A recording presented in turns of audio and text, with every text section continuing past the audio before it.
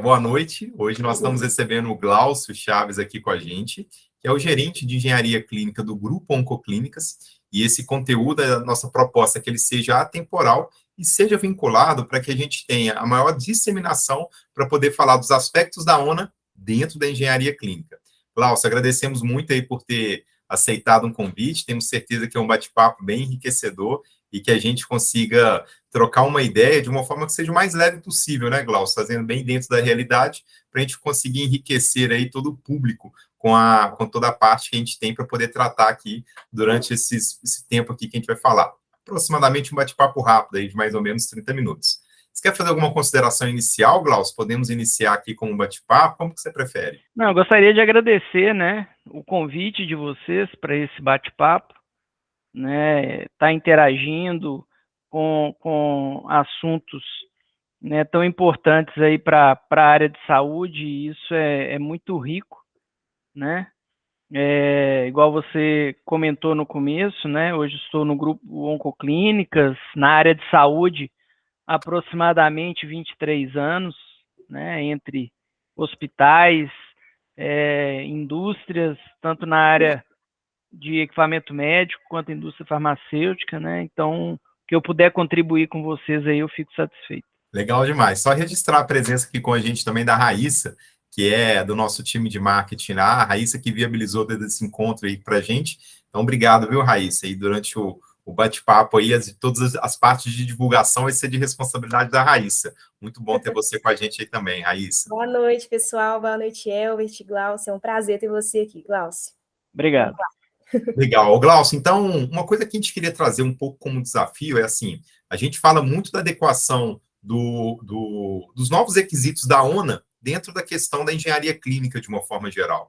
Eu queria, primeiro, só para a gente poder ter uma visão geral, você que já vem de longa data da instituição, bem, primeiro de longa data, quando a gente fala de uma forma geral com engenharia clínica, principalmente dentro de instituição de saúde, como que é a estratégia, Glaucia, do grupo hoje para poder ter essa adequação, principalmente aos novos requisitos da ONA? Primeiramente, falando um pouquinho, né, de certificação e acreditação na área de qualidade, né, isso é de grande relevância para toda instituição de saúde, porque nos ajuda a criar processos, a padronizar, a ter monitoramento, controles através de indicadores, né. Falando um pouquinho da certificação ONA, que é uma certificação nacional, né, que está com um manual novo e que, além dos itens que já são de rotina, né, dentro da parte de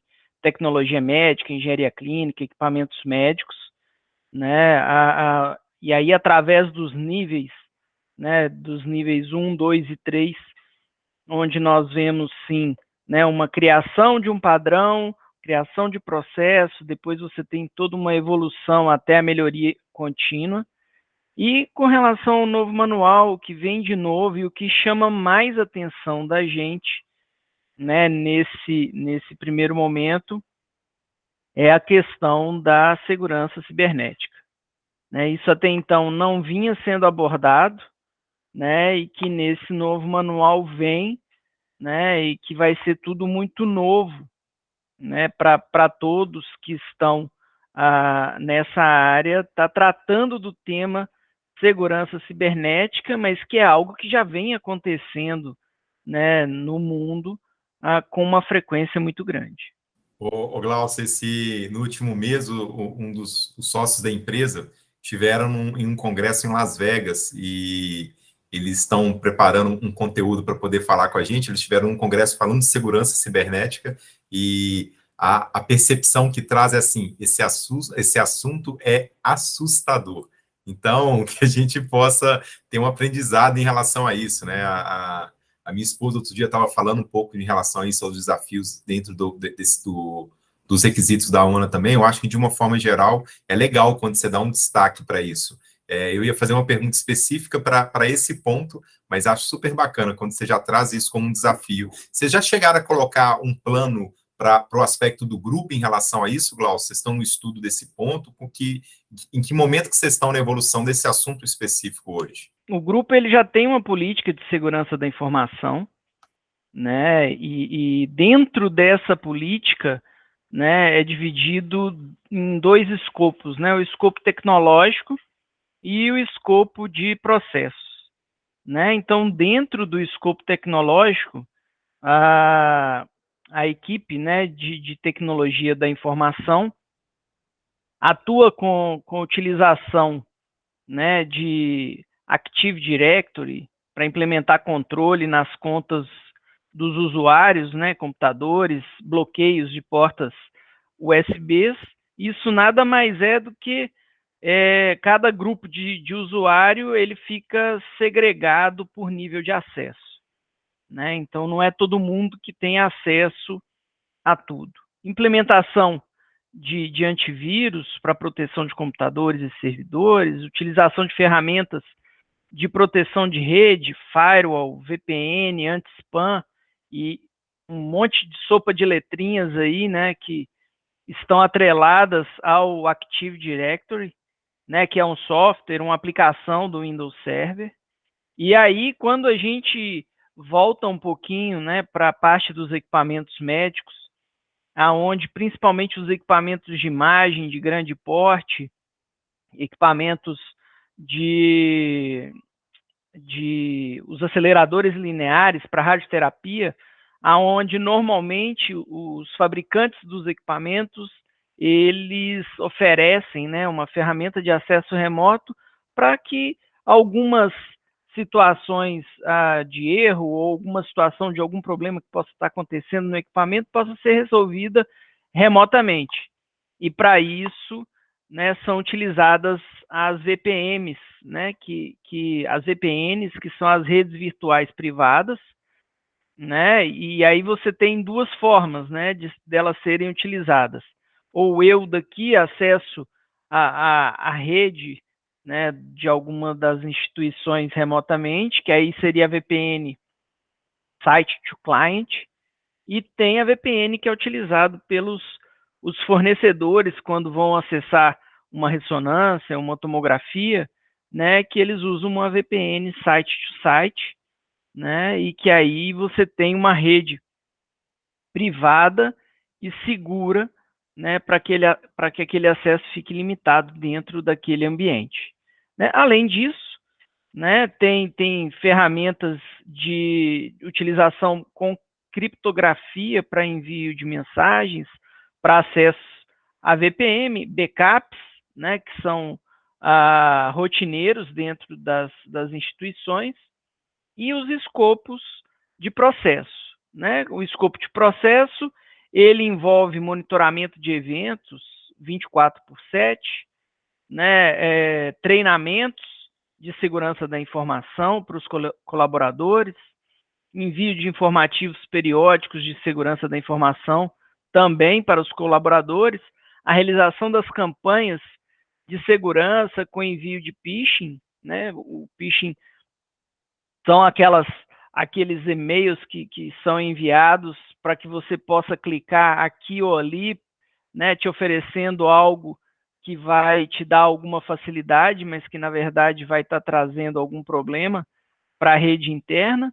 Enfim, né, dentro do grupo, tratando a parte de segurança, a cibernética, né, dentro também da política, né, de tecnologia de informação, esses temas são tratados, né, além da questão de LGPD, né, que hoje, né, é algo que não se vê algum contrato realizado sem as cláusulas, né, da Lei Geral de Proteção de Dados, né, isso dentro da instituição de saúde, ela é bastante frisada, porque você lida com os dados dos pacientes, então realmente tem toda uma série de critérios, né, para que os dados possam ser acessados ou não.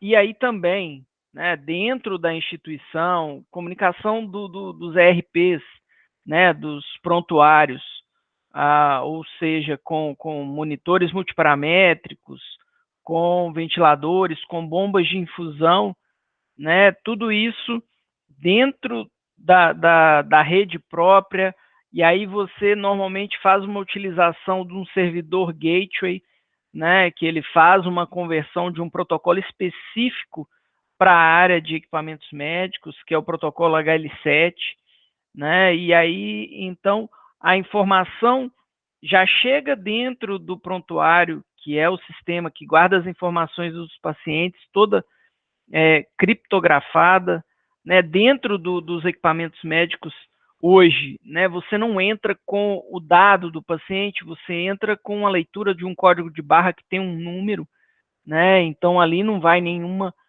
informação específica do paciente, né, e quando os fornecedores precisam de acessar esses equipamentos, eles acessam exclusivamente o equipamento, sem acesso a dados do paciente, com uma série de senhas e com as informações criptografadas.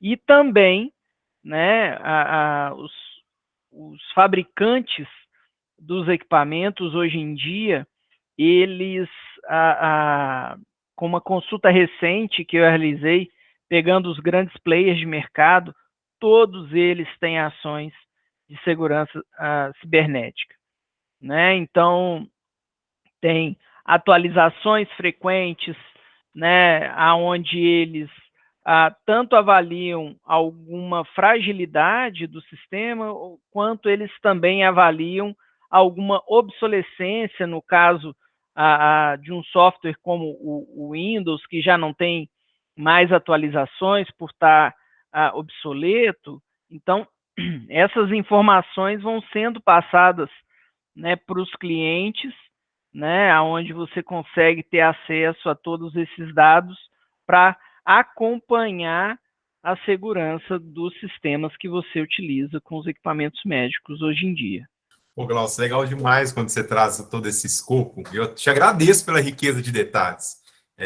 Eu não sei do lado da raiz aí, mas do meu lado eu já pensei, pô, só isso aqui já vai dar um grande artigo que vai ser muito legal. Depois a gente vai revisar isso. Acho que esse ponto específico, como ele é muito novo, é a prova, Glaucio, na minha visão, que a engenharia clínica ela vai ter na área de sustentação, deixando de ser área de sustentação e apoio, e passa a ser uma área extremamente estratégica, né? A demonstração é essa. Olha, para você ver, você está envolvido hoje em uma área a mais, quer dizer, TI já é seu par, né? A sua ligação com TI, que até ontem estava ligado, talvez, em uma ligação de rede ou algo parecido, hoje é seu par, porque certamente foi uma casadinha aí para que essa integração acontecesse, né? Eu vejo até a propriedade que você fala hoje, do ponto de vista de TI, demonstra que certamente tem um conhecimento que está sendo disseminado aí desse ponto e uma integração bem legal entre as áreas. Muito bacana. Ô, Elbert, e até passando bem rapidamente, se você me permite, compartilhar uma tela minha aqui, muito, muito rápido mesmo. Por favor, fique à vontade. Com algumas informações que eu fiquei, assim, um pouco até assustado, porque a gente fica preocupado com o que está acontecendo hoje em dia dentro do mundo, né? Isso é algo que nos assusta bastante. Vamos ver se eu consigo compartilhar com vocês aqui. Então, aqui mostra a classificação dos países, né, com relação às infecções dos computadores por malware, né? Isso é um dado de 2016.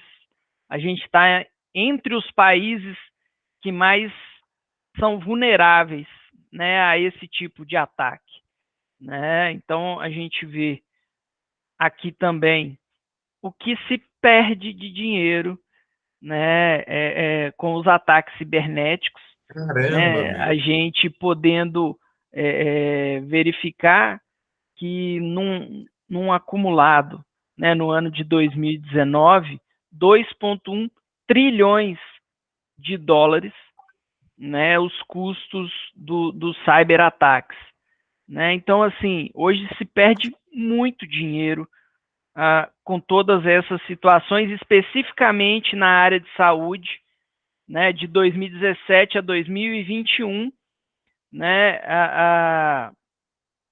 aonde houve a parte de investimento, né, maiores do que 65 bilhões de dólares, né, para que você pudesse se proteger contra os cyberataques. Então, são situações que realmente não tem volta, não tem como a gente deixar, né, de se atentar ao que vem acontecendo aí no mundo, que são situações que realmente impactam e preocupam, né, no nosso dia a dia e que a gente tem que ficar atento. E hoje, uma das principais causas de danos dentro das instituições de saúde são os cyberataques, né? Aqui um slide que nós tivemos recente, né, no ano de 2018, em vários países, né, houveram alguns ataques em que hospitais da Inglaterra, dos Estados Unidos, da Alemanha, Singapura, ficaram com seus dados travados e tiveram que pagar algum valor para hackers, né, para que pudessem restabelecer o funcionamento, né, da rede de computadores. Então, aqui são só, né, algumas informações que eu gostaria, né, de repassar para vocês, Ó, né, Glaucio, e o quanto riquíssimo. isso impacta na área de saúde. Cara, riquíssimo. Eu tava vendo a fonte, ele é da Dräger, né? No Essa site fonte dele. é da Dräger, né, A é acesso ansiedade para por ver todos. melhor, a ansiedade por ver isso ficou tão grande que eu já printei a tela ali para poder achar a fonte ali.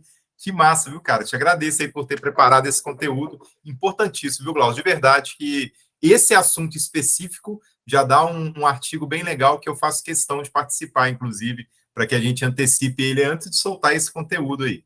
Mas muito legal, viu? Glaucio, e durante sua fala, em alguns momentos você falou de capacitação de time, de todos esses envolvimentos que tem. Tem um ponto que eu fico sempre envolvido. Hoje eu estava vendo uma pesquisa da Deloitte de 2019, que ela falou o seguinte: 66% das pessoas, 62% das pessoas não repassam informação sobre treinamento que receberam. Então, pô, acabei de ter um treinamento, não repassa essa informação. Se passar um período de 6 meses, esse percentual diminui para 40%. Então, em 6 meses, depois da fonte da informação disseminada, só 40% das pessoas disseminam a informação. Eu queria só entrar um pouco nesse ponto, Glaucio, porque eu acho que a capacitação contínua é sempre um desafio muito grande, principalmente você, que é centralizador de uma série das informações das suas instituições. Então, eu queria entender, assim, de uma forma geral, Glaucio, como que hoje funciona a parte de capacitação da equipe de engenharia clínica, e obviamente que não é só a engenharia clínica, principalmente dos clientes internos, no quesito, eu vou usar um único quesito aqui, tá, Glaucio? Só no quesito uso de equipamentos. Como que vocês têm isso hoje, do ponto de vista de educação continuada? É comum, né, dentro das instituições de saúde, de já ter um setor de educação continuada, e aonde tratam temas assistenciais muito importantes. Assim que eu cheguei no grupo, né, eu identifiquei uma oportunidade, né, de nós podermos fazer essa capacitação, né, a nível de uso seguro dos equipamentos para a equipe assistencial do grupo.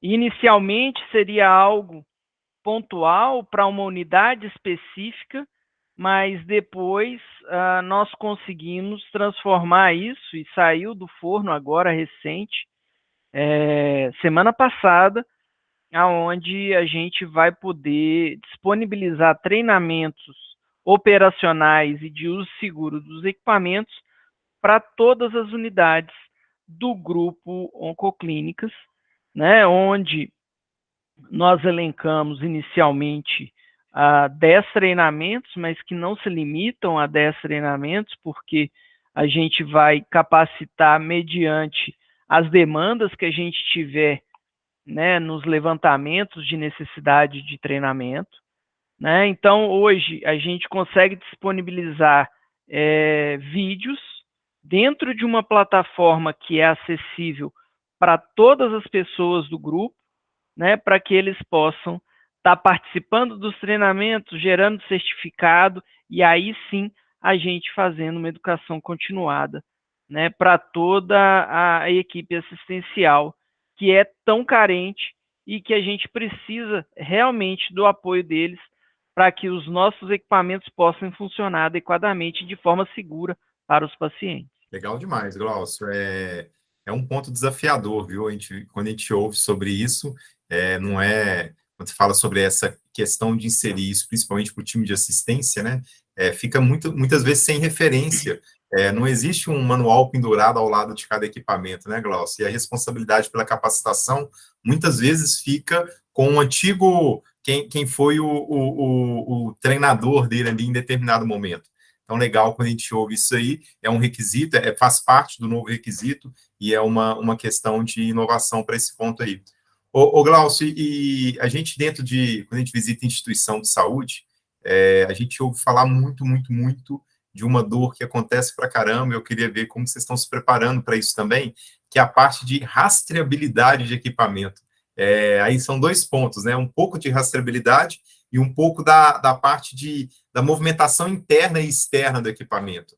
A gente sabe que no dia a dia é comum você aí chegou, poxa, tem uma preventiva agendada de um ventilador mecânico que está lá em determinada unidade. A hora que chega lá, fala, caramba, cadê o ventilador? Né? A gente está falando de um ventilador, não é um item. E eu sei que vocês devem ter iniciado algumas questões ligadas a isso. Tem o mercado oferece um monte de solução para isso. Mas queria só que você falasse um pouco sobre essas questões a nível de preparação, como que vocês têm se preocupados com isso hoje, Glaucio? A rastreabilidade ela é um tema extremamente importante, porque faz com que você encontre os seus equipamentos dentro da instituição para que você possa seguir a rotina de preventiva, calibração, teste de segurança elétrica. E a gente sabe hoje dentro das instituições em que há um giro, né, grande de determinados equipamentos, né, principalmente entre unidades de internação, entre pronto atendimento, né, entre as UTIs, né, e isso, de certa forma, é um tema importante e é crítico ao mesmo tempo, né, porque se você chega até o local e não encontra o equipamento que você precisa, está fazendo a calibração de acordo com o cronograma, né, isso pode se tornar crítico para o uso com algum paciente. Dessa maneira, né, nós temos algumas maneiras de fazer esse controle para que realmente o cronograma seja cumprido. Né? Em outra instituição que eu passei, nós tínhamos implementado o uso de beacons, né? É uma tecnologia bem interessante que você consegue fazer uma triangulação com algumas antenas, onde você coloca o beacon no equipamento e ele te proporciona a localização daquele equipamento em determinado andar. Né? Então, muitas vezes por proximidade, né? Mais ou menos assim, está entre esses itens aqui, né? Isso, exatamente. E é uma tecnologia cara, né? Ainda é uma tecnologia cara, não é fácil de implementar e de se manter, né? Então, para quem pode, é uma solução, né? Solução de RFID também é uma solução para que você possa fazer a localização dos equipamentos, mas para as instituições que ainda não têm essa possibilidade, né?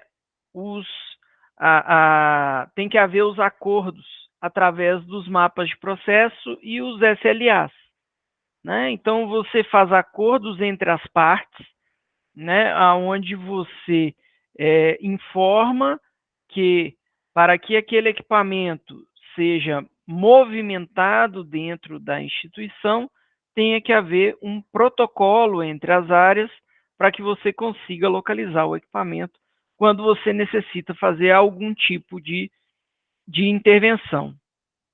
Associado a isso, a periodicidade de inventário ela é extremamente importante, né, para que você também consiga identificar uma possível a divergência de localização de algum equipamento e que você realmente possa estar cumprindo o seu cronograma para garantir a segurança do paciente. E dentro, né, logicamente, do sistema da qualidade, você tem ferramentas para que você possa implementar também controles quando alguma etapa do seu mapeamento de processo ele não é cumprido, né? São as conhecidas não conformidades, né? Então, quando você identifica que alguma das partes não cumpriu aquele acordo, né? Você emite uma não conformidade para que a área específica possa dar uma tratativa e possa criar um plano de ação para que isso não aconteça mais. Esse é o famoso pense simples, né, Glaucio? A não Exatamente. conformidade tem que existir, tem que acontecer. Essas tecnologias. Bem, a proposta aqui, obviamente, não é ter um tom publicitário, mas é só como um comentário, tá, Glaucio? Para a gente lá na Arquimedes é um grande desafio, porque quando a gente ouve isso como dor da engenharia clínica, a gente fala, cara, não é possível, tem que. Tudo que você falou são estudos viáveis, os beacons são legais, a gente acha que pode ser um bom caminho. O RFID é uma boa estratégia, a gente mesmo estava orientando um pouco a isso, mas aí depende um pouco de portal, também mesma coisa. O custo de aporte inicial, o custo de CAPEX é muito alto para isso. Sim. Chega a um ponto de inviabilizar, sem imaginar assim, qual que é o prejuízo da instituição com a não localização do item. É X mil. O CAPEX para isso, ele não se paga o projeto. Tem uma questão que a gente está estudando muito agora, já chegando com uma solução de RTLS, que é uma questão mais próxima. Em breve, vou fazer questão de te visitar aí para poder te falar mais a respeito disso. Vamos lá, sou um apaixonado por tecnologia.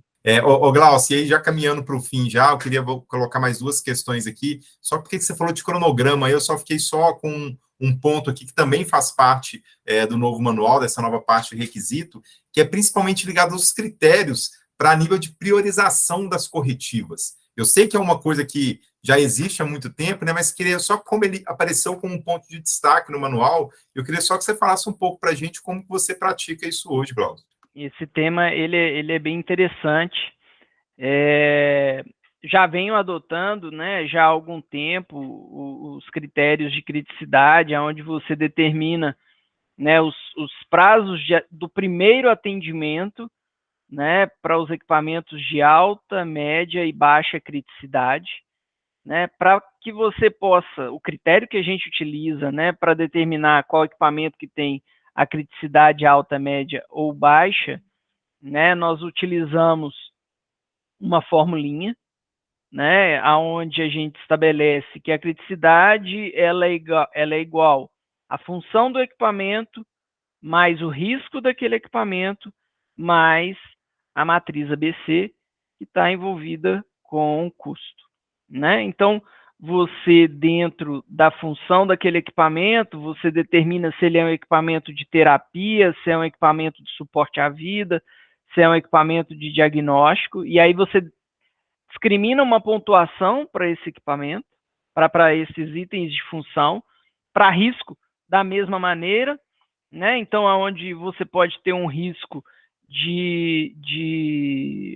morte, um risco de dano ao paciente, né? E aí você também classifica com uma pontuação, né, qual que é o risco daquele equipamento, e a matriz ABC, que vai em função de qual é o dano financeiro que o não atendimento daquele equipamento ou a parada daquele equipamento pode estar causando para a instituição, né? Então, também tem uma pontuação, né? E aí a gente consegue, somando a função, o risco e o valor de dano financeiro à instituição, a gente consegue determinar se a criticidade daquele equipamento é alta, média ou baixa.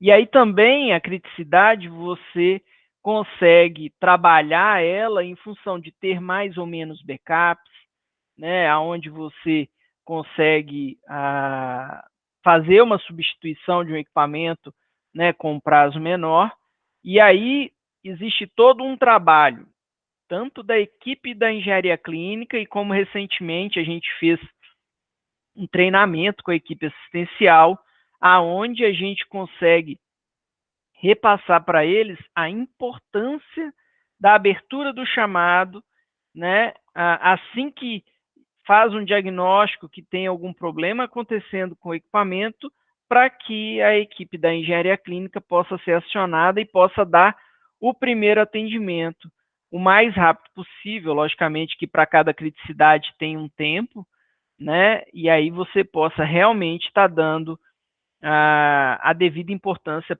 para o primeiro atendimento assim que você recebe o chamado. Ô, Glaucio, legal demais. Depois fiquei curioso para poder conhecer isso aí um pouco, depois marcar um café aí contigo para poder ver isso aí na prática. Parece ser legal e funcional e, obviamente, com um grande objetivo de ser prático, né? E que bacana que vocês estão seguindo uma metodologia para isso e que bom que está funcionando.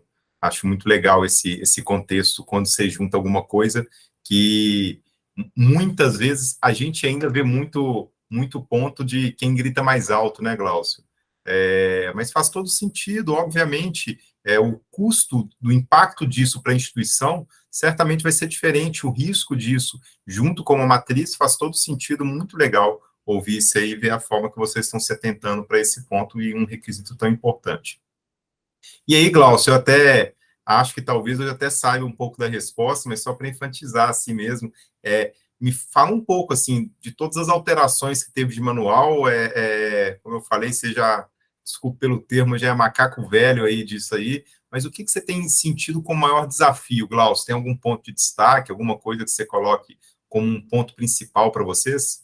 2 pontos que são sempre importantes, né? Um deles é o da melhoria contínua, né? Para quem chega em ONA 3, né? Você ter uma melhoria, né, constante dentro do seu processo não é fácil, né? Então você tem que rodar ciclos e ciclos ali de PDCA, com vários planos de ação, né? E usar realmente tudo que vem acontecendo e que você possa trazer sempre em benefício, né, da segurança do paciente, né, para que os processos fiquem mais seguros, fiquem mais ágeis, né, e que você possa realmente cuidar da instituição de uma maneira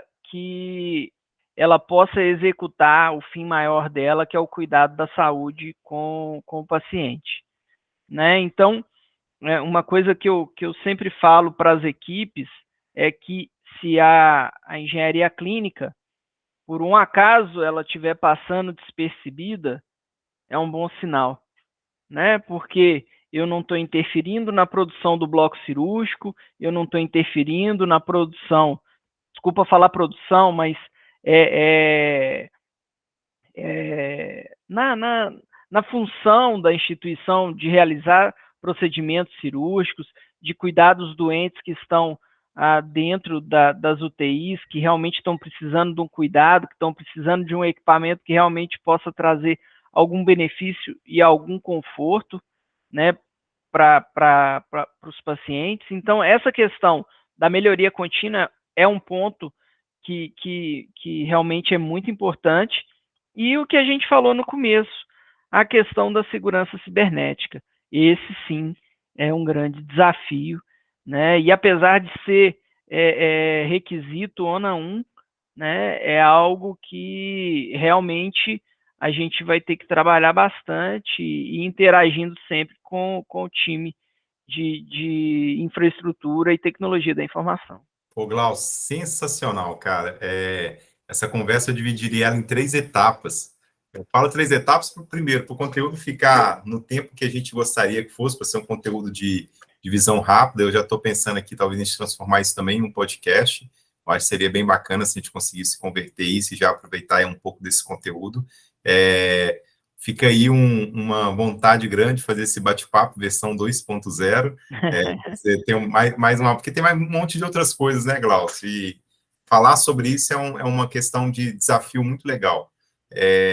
Agradeço muito, viu, Glaucio, pelo seu tempo aí, que você preparou essa fala aí com a gente, a disponibilidade, a proatividade, a parceria aí com a gente, né, Glaucio, já de longa data aí já, né, então, Sim, de longa estamos data. felizes aí em saber que estamos junto caminhando para isso, enriquecendo o público de conteúdo. Eu acho que é uma responsabilidade nossa aí, quase que para o universo, né?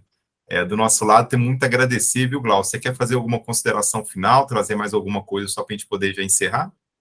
Ô Elbert, eu gostaria de agradecer, né, o convite feito pela Raíssa, por você, para estar participando desse momento, né? Fico feliz também pela evolução de vocês aí, que eu acompanho, né, ao longo dos anos, né? Acho que isso é muito rico e muito importante para a nossa área. Eu acho que essa criação de conteúdo, ela é extremamente importante. Vocês sabem que a gente tem uma equipe aí que participa de associação e que tenta trazer realmente informação e conhecimento aí para todos, né, dentro de Minas e no Brasil como um todo, e a gente sabe o quanto é difícil da gente poder disseminar conhecimento. Fico muito, muito feliz mesmo de poder contribuir com vocês nesse projeto.